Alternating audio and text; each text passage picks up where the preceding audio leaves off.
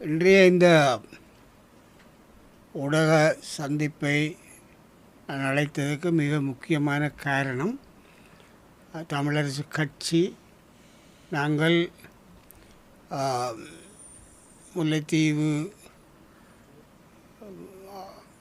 மரணம், அந்த கொலை சம்பந்தமான அல்லது 5 பேரை இராணுவம் அழைத்து தாக்கியது, அதில் ஒருவர் மரணம் அடைந்தது போன்ற அந்த விடயங்களை ஒட்டி நாங்கள், அதுதான் ஒரு முக்கியமன்று இல்லாவிட்டாலும் கூட, அது ஒரு மக்கள் மத்தியிலே இராணுவம் அவர்களுடைய முகாம் அல்லது சிறிதோ பெரிதோ அமைந்திருக்கிறதன் காரணங்களாலே இவ்வாறான பல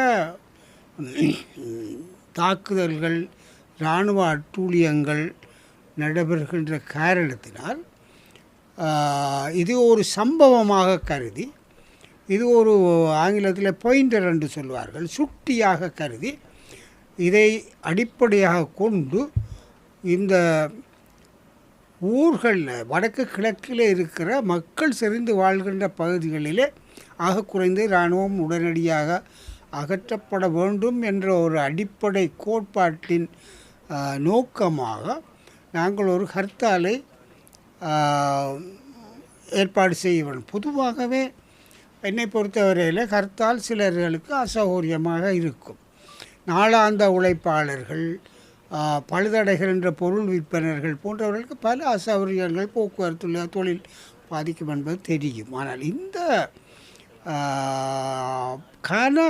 நீண்ட காலத்துக்கு பிறகு தமிழரசு கட்சி இந்த ஒரு கடையடைப்பு அல்லது பணிப்புறக்கணிப்பு என்று சொல்லக்கூடிய கருத்தாலை அழைப்பு விடுத்த வேண்டிய நிர்பந்தம், இது வடக்கு கிழக்கு முழுவதுமாக ஒரு எங்களுடைய ஒற்றுமையான ஒரு கோரிக்கையை வலியுறுத்த வேண்டும் என்ற ஒரு அடிப்படை. இப்போ இந்த இராணுவம் எல்லா இடமும் இருக்கிற பொழுது இந்த விடயத்தை எடுத்துக்கொண்டாலே இது சர்வசாதாரணமாக இராணுவம் எல்லா இடமும் செய்கிற ஒரு வேலை. அங்கே இருக்கிற மக்களோடு ஏதோ ஒரு வகையில் அந்யோன்யப்படுத்தி அவர்களே சில இடங்களிலே அவர்களை இந்த மது போதை அல்லது போதை வயசுகளுக்குள்ளே ஆட்படுத்தி தங்களுடைய தகவல் முகவர்களாக சிலர்களை வைத்து கொள்வதும் அவர்களை இராணுவ முகாம்களுக்கு அழைத்து செய்வதும் ஒரு பாரிய ஊடுருவலாக இந்த இராணுவம் செய்து வந்திருக்கிறது. அது எங்களுடைய சமூகத்துக்கான ஒரு பெரிய பாதிப்பாகவும் இருந்திருக்கிறது. ஆகவே இந்த வகையில் இந்த ஒரு முக்கியமான ஒரு நிகழ்வாக அல்லது சம்பவமாக பார்த்து, இந்த இராணுவம் வடக்கு கிழக்கிலே மக்கள் மத்தியிலே இருக்கிற இதில் இந்திய இலங்கை ஒப்பந்தத்தில் கூட இராணுவம் அந்த பெரிய முகாம்களுக்கு சென்று திரும்ப வேண்டும் என்று ஒரு நிபந்தனை இருந்தது. ஆனால் அது இதுவரையிலே அது நிகழவில்லை. அதை அதிலும் பார்க்க மேலே மோசமான ஒரு விஸ்தரிப்புகள் நடக்கின்ற காரணத்தினால் நாங்கள் ஒட்டுமொத்தமாக எங்களுடைய எதிர்ப்பை காட்டுவது மட்டுமல்ல, இதில் மிகப்பெரிய நோக்கம் எதிர்ப்பிலும் பார்க்க இந்த இராணுவம் மக்கள் குடியிருப்பு பகுதிகளில் இருந்து விலக வேண்டும் அல்லது வாபஸ் புறப்பட வேண்டும் என்பதை வலியுறுத்துறது தான் இந்த ஹர்த்தாலினுடைய அடிப்படை நோக்கம். அதே நேரம் இராணுவம் பல இடங்களிலே மேற்கொள்கின்ற இவ்வாறான தாக்குதல்கள், அடாவாடித்தனங்களை வெளிக்கொண்டது ஒரு உதாரணமாக காட்டுவதும் இந்த ஹர்த்தாலுடைய நோக்கம். ஆகபடியால் இது மக்களிலே ஆதரவு தர வேண்டிய ஒன்று. நாங்கள் ஏற்கனவே 15ஆம் தேதி முடிவு செய்திருந்தாலும் சில காரணங்களுக்காக அதை நாங்கள் இப்பொழுது 18ஆம் தேதி திங்கட்கிழமைக்கு இந்த ஹர்த்தாலை தீர்மானித்திருக்கிறோம். அநேகமாக இந்த பகல் வேலை என்ற வகையில் பல பிரச்சனை இருக்காது. அநேகமாக ஒரு 4 மணியோடு இந்த ஹர்த்தால் நிறைவு பெறும். அவை நாங்கள் கோரக்கூடியது, இன்னொரு ஹர்த்தாலை நாங்கள் இப்போதே அழைக்க மாட்டோம். ஆனால் இந்த ஹர்த்தால் ஒரு வெற்றிகரமானதாக மக்கள் ஆதரவான எல்லோருமே சேர்ந்து ஆதரவளித்து இந்த அரசாங்கத்துக்கு செல்லுகிற செய்தி, இராணுவ பிரசன்னத்தை கூடுமானவரை அகற்றி, மக்கள் குடியிருப்புகள் இருக்கிறது எல்லாத்தையும் அகற்றி வேண்டுமென்றால் பிரதான முகாம்களுக்கு அவர்களை வாபஸ் பெற்றுக்கொள்ள வேண்டும். முதலிலே அந்த செயல்களை வலியுறுத்துகின்ற முத்தியன்கட்டு சம்பவத்தை ஒரு சம்பவமாக மட்டும் சுட்டிக்காட்டி எங்களுடைய கோரிக்கையை வலியுறுத்துவதற்காகவே இந்த ஹர்த்தால் அழைக்கப்பட்டிருக்கிறது. ஆகவே நாங்கள் கோருவது இந்த பேட்டியின் நோக்கம் மக்களுடைய ஆதரவு வேண்டும். இது ஏதாவது அரசியல் நோக்கத்துக்கு அடிப்படை காரணங்கள் அதில் மேலாக எங்களுடைய குரல், எங்களுடைய கோரிக்கை நியாயமானது என்ற வலியுறுத்துவதற்கு மக்கள் ஆதரவு தர வேண்டும் என்று அந்த ஆதரவை நோக்கி வேண்டித்தான் இந்த ஊடக சந்திப்பை நான் அழைத்திருக்கிறேன்.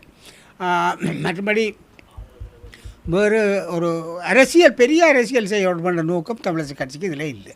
இலங்கை தமிழரசு கட்சி அழைப்பு கொடுத்த அந்த ஹர்த்தாலுக்கு மலையத்தில் இருக்கிற 2 பிரதான கட்சிகளுமே ஆதரவு அளித்திருக்கிற நிலையில் வடகிழக்கு தலைமையாக கொண்ட ஏனைய தமிழ் கட்சிகளுக்கு இது சம்பந்தமாக மௌனமான ஒரு போக்கத்தான் கடைப்பிடிக்கணும். இதை பற்றி அது ஒரு வெளிப்படையாக பல கட்சிகள் இப்போ இன்றைக்கு இதையும் சொல்ல வேணும், பல நிறுவனங்கள் ஆதரவாக தெரிவித்திருக்கின்றன. எங்களுக்கு சிலது பகிரங்கமாக தெரிவிக்கப்பட்டுள்ளது, சிலது பகிரங்கமாக தெரிவிக்கப்படும். ஆனால் நீங்கள் கேட்கிற கேள்வி மற்ற கட்சிகள் அவர்கள் மௌனம் காப்பதன் மூலமே சில நேரம் அது ஆதரவு என்று தான் நாங்கள் எடுக்கலாம். ஏனென்றால் அவர்களை எதிர்த்து ஒரு அறிக்கையில் விடையில்லை.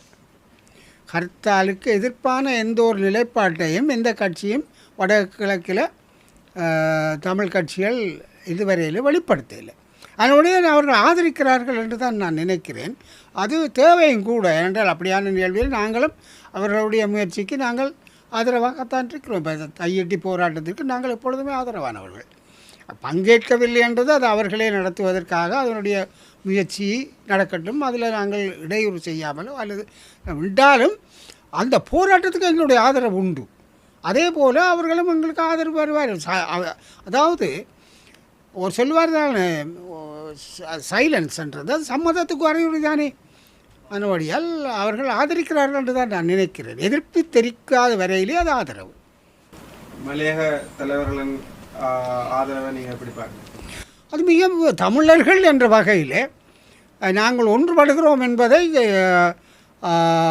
2 அங்கேயும் 2 பிரிவாக இருக்கக்கூடிய 2 மலையக தமிழர்களும் தனித்தனியாக இதற்கு ஆதரவு தெரிவித்தவை ஒரு தமிழர்களுடைய நிலைப்பாட்டை இந்த இலங்கைக்கு குறிப்பாக இந்த நாட்டுக்கும் சர்வதேசத்துக்கும் சொல்லுகிற ஒரு மிகப்பெரிய செய்தி. அது வரவேற்கக்கூடிய ஒரு மிகப்பெரிய செய்தியாக நான் பார்க்குறேன். கிழக்கு மாகாணத்திலேயும் கத்தால் அறிவிக்கப்பட்ட நிலையில் முஸ்லீம் தரப்புகள்கிட்டையும் ஆதரவு முஸ்லீம்கள் ஆதரவு ஏற்கனவே எங்களுக்கு தனித்தனித்து அவர்கள் தெரிவித்திருக்கிறார்கள். நிச்சயமாக அவருடைய ஆதரவு உண்டு. நம்ம ஐக்கிய நாடுகள் ஜெனீவா அமர்வுக்கு தமிழரசு கட்சியின் தலைவர் என்ற ரீதியில் நீங்களும் செயலாளரும் பங்கேற்க உள்ளதாக ஒரு செய்தி வந்திருக்கு. அதில் உண்மை இருக்கா? இல்லை, நான் போகிறதாக இல்லை. எனக்கு இதில் இந்த இந்த இந்த என்ன சொல்கிறது, இந்த இதில் நடைமுறையில் அவர் போய் வரலாம், பேசலாம். ஒருவேளை செயலாளர் போகிறத பற்றி இன்னும் தீர்மானிக்கலை. நாங்கள் போகிறத பற்றி இன்னும் தீர்மானிக்கலை. கருத்துக்கள் சொல்லப்பட்டிருக்கு, கடிதங்கள் எழுதப்பட்டிருக்கு. தேவைப்பட்டால் இன்னொரு கடிதம் கூட நாங்கள் எழுதலாம். ஆனால் அங்கே போய் இந்த பக்கவாட்டில் இருந்து கதைச்சி போட்டு வந்து இங்கே நாங்கள் ஜெனீவாவில் கதைச்சேன்னு சொல்கிறதுக்கு நான் போக தேவையில்லை. அப்படி இல்லை. அதுதான் முக்கியமான விஷயம். வேண்டாம், எங்களுக்கான ஒதுக்கீடு இருக்குமோ இல்லையோன்றது தெரியாது. அது மிக டைட்டான ப்ரோக்ராம். சும்மா நான் போகிறேன்னு சொல்லி பெருமையை காட்டலாம் விரும்பல. நானே நான் போக மாட்டேன். ஏன்னா அதுக்காக விடயமெல்லாம் செய்வோம். அங்கே போய்த்தான் சைட்டில் நின்று சைட் ஷோ காட்டுறதுல எனக்கு அதில் நம்பிக்கை இல்லை. ஆனால் மிச்சம் எல்லாம் நாங்கள் செய்கிறோம், செய்ய போகிறோம், செய்து கொண்டே இருக்கிறோம்.